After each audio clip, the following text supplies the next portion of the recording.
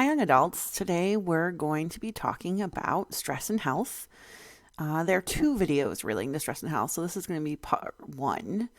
If you look on the left-hand side of the screen, it just kind of gives you an overview of what we're going to go over today. So the purpose of the video is to talk about what is stress, and we'll talk about how stress can be adaptive and maladaptive, which I think as we get closer to fourth quarter, some of us are definitely experiencing both the maladaptive and adaptive pieces. We'll talk about what stress is, the definition, what's a stressor, what's a stress reaction, to make sure we can differentiate between the three things.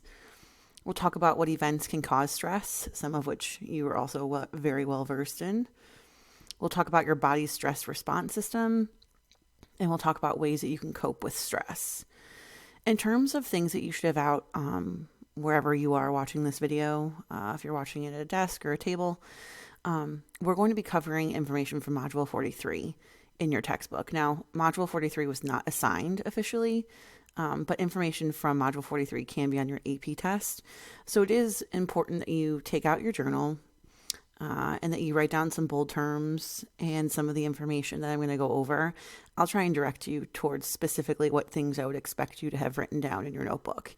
So if you don't have your notebook out right now, why don't you go ahead and pause the video and take out your journal, maybe label it 43 at the very top, and get ready to take some notes.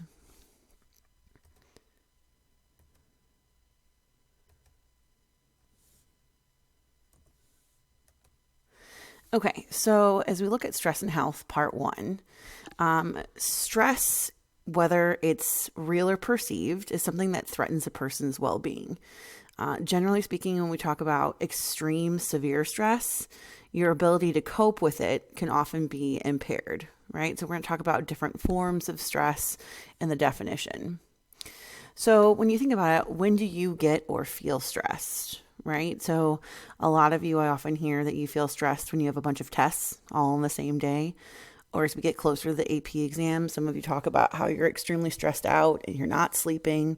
Then a bunch of you get sick. So a lot of times for many of you, you feel stressed when it comes to schoolwork, right? But the other thing to think about is, when can stress be adaptive? As in, like, when can it help you survive? Right? Under what circumstances can stress help motivate you in terms of survival? So for some of you, when you feel stressed, you actually might, if you're talking about stressed from, you have a bunch of tests on Friday, that stress can be motivating to you and you actually go out and study. Some of you, if you have 4 tests on Friday, that stress can be paralyzing.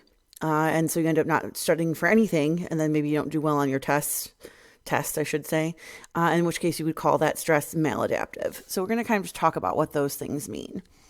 So if stress can be adaptive, the book kind of talks to you about how in like fearful or stress-causing situations, stress can actually be what causes you to run away, right? So if we're talking about, I've used this example before, but I'm walking home late at night from the library, and I hear a noise behind me, right? And I can feel my heartbeat increasing. I'm breathing faster. And that's a stress feeling, right? That's my body's autonomic nervous system that's releasing stress hormones in my body to prepare me for fight or flight, right? So in this case, I can, run away from the sound of someone following me. And it also could help, save someone's life.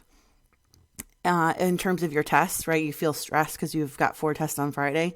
You could say that's adaptive in the sense that stress is what causes you to actually prepare for those tests, right? It motivates you to study. In terms of stress being maladaptive, mal meaning bad, it hinders your ability to survive, is the idea that prolonged stress, so that's called chronic stress that occurs for a long period of time, it can increase your risk of illness and lead to severe health problems. And so I would use the example of around final exams time, like the 2 weeks kind of before final exams, many of you are kind of wearing yourself ragged, right? Like you've got all kinds of stuff that you're studying for. Maybe there's like final projects at the end of the school year. And so you're trying to do those projects, but you're also trying to study for your finals. You've got a lot of things going on. And so by the time final exams roll around, many of you are very sick, right? So think if you've ever been sick around final exams time. And that's because chronic stress decreases your body's ability to fight off infection. So we'll talk about that more in the Stress and Health Part 2 PowerPoint. Okay, so here are some different definitions, if you will. When we say stress is a slippery concept, what we're talking about there is the fact that stress can be both a stimulus and a response. So like, if I'm feeling stress, that stress could actually cause me to miss an appointment, right? So like I missed my doctor's appointment because I was struggling, because I was feeling really stressed out. At other times, stress can be considered a response, right? So like I'm taking a test, and due to my stress, like I start sweating while I'm taking the test. Like that's a response. And the other two terms that go wrong with this idea of stress is a stressor and stress reaction. So when you hear people use the term stressor is talking about something that can cause a state of strain, right? So like if you're, driving to school in the morning and your friend's driving and they're a pretty reckless driver, that could be their driving is like a stressor to you. It causes a state of strain where like the entire time you're feeling anxious and stressed because of their poor driving. A stress reaction is talking about a physical and emotional response to some type of situation, right? So those are kind of your different definitions of stressor or stress reaction. And that takes us then to the definition of what we would need to use for stress. So obviously, hopefully you wrote down the definition of stress and of stressor and stress reaction. It's written in blue here. This is the definition of stress. So I would encourage you to write it down. So stress is the process by which we appraise and cope with environmental threats and challenges. The key there is like you have to appraise a situation. And, we just came out of like the emotion unit, right? So there's that cognitive level of where you have to assess what's happening to you. So stress is talking about how you appraise the situation and like cognitively aware of what's going on around you in terms of environmental threats, in terms of challenges. So if you look at the diagram, right, there's a stressful event that's like your tough math test. You have to appraise it, right? So you can either say like, yikes, this is like beyond me. I don't know how to do this. And your response could be like, you're stressed to distraction. Like you're obsessing about how you don't know and you're going to fail your math test. On the other hand, you could appraise the stressful event as like a challenge, right? So if I really want to do well on this test, like I'm going to have to really study. I'm going to have to really know how to apply the information, and you are going to study. And that leads to a response of you being aroused and you're focused on the task at hand. Okay. So at the bottom, it says, whether short-lived or taken as a challenge, stressors may have positive effects, right? So we talked about how stress could motivate you to become focused and then study, right? However, if stress is threatening or prolonged, it can be harmful. And we'll talk more about that in terms of your body's immune system.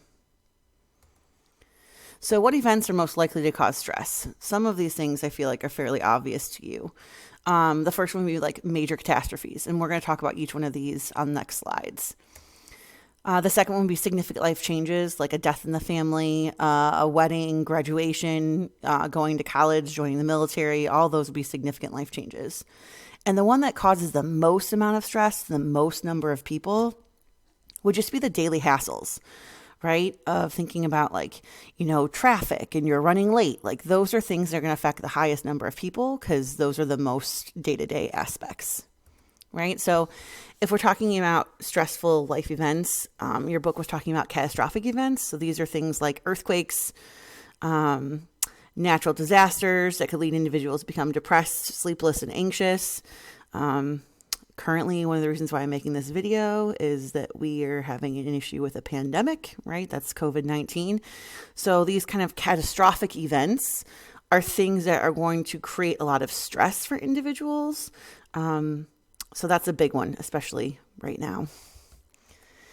Significant life changes. So these are just other things that can cause stress. So life changes could be the death of a loved one, divorce, you lose your job. But even like those are all negative things. The thing to also remember is that significant life changes that can cause stress are also positive things, right? So a promotion, even though that's a positive thing, like you could see it as a fear of failure. Like, you've been promoted to a new job, but what if you can't do it?